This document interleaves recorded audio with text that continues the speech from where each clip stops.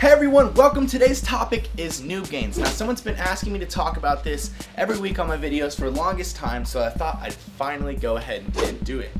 Now, Noob Gains basically just mean that period of time when you're just putting on weight really easily when you first start lifting. When you've never lifted weights before intensely or seriously and you start gaining a lot of weight really quickly, and it's usually about 2 to 6 months that you are able to put this weight on easily, and then you start slowing down in your progress. Now a lot of people don't know why this Noob Gain starts, and they don't know how or why it's gonna end. So here's what Noob Gains really are. When you first start lifting from either a really skinny or a really fat physique, but you've never started lifting weights, you've never lifted seriously before, your body is not used to the micro trauma that's going to happen in the muscle fibers. It's never had that happen before, it's never had to recover from that before, and it's just not adjusted for that. So when you start lifting heavy, you start tearing apart all these muscle fibers, your body says, oh, we gotta kick up hormone production, right? Because we have to repair all this stuff and quickly, because this is a lot of blunt damage to a large area, a large massive area, and we need to repair quickly. So your testosterone starts naturally increasing. That's just gonna make you more androgenic in the first place, more anabolic. You're gonna put on more muscle.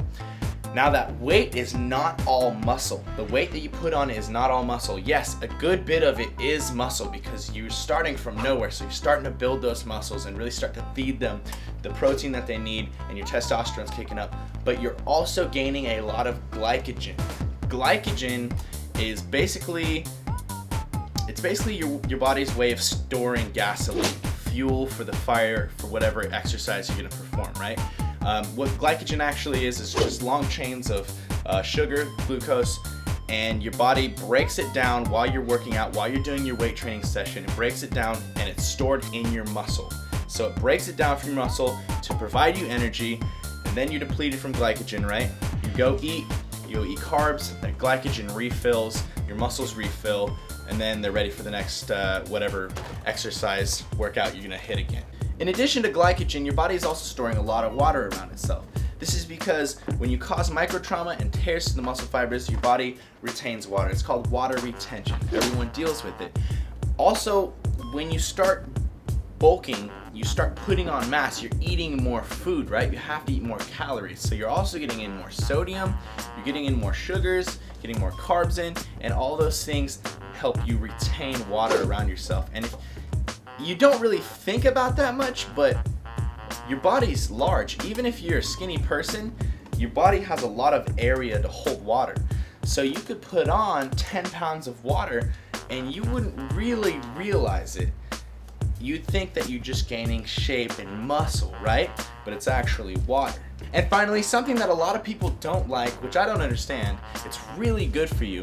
When you start bearing weight on your body tells your bones to grow thicker and stronger so that they can bear the heavier weights that you're putting on them. And every time you put a heavier weight on it, your body is sending osteoblasts to your bones to build them thicker around in circumference so that they can hold the pressure more and more.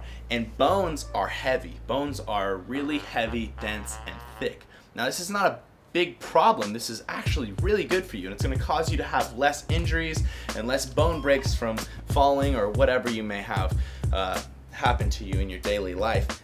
A lot of people don't like this though because it increases their weight so that they have to perform in higher weight classes in bodybuilding or physique or whatever competition they're doing.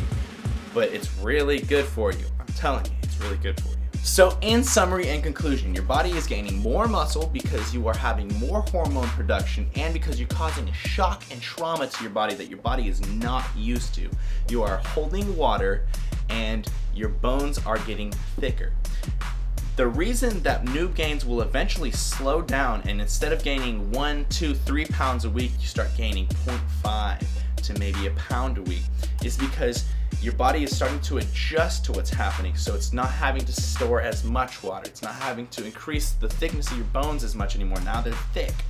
You're also getting closer to your genetic potential, which is what your body is designed to hold. Your body doesn't want to hold all this muscle mass. It's not actually optimal for you and your survival. Your body does not want to hold all this. So it's going to slow down in its progress to getting bigger and bigger. You're going to have to keep forcing it to get bigger and bigger because your body does not want to hold all that mass. And you're getting closer to what your genetics are going to ultimately allow you to do naturally.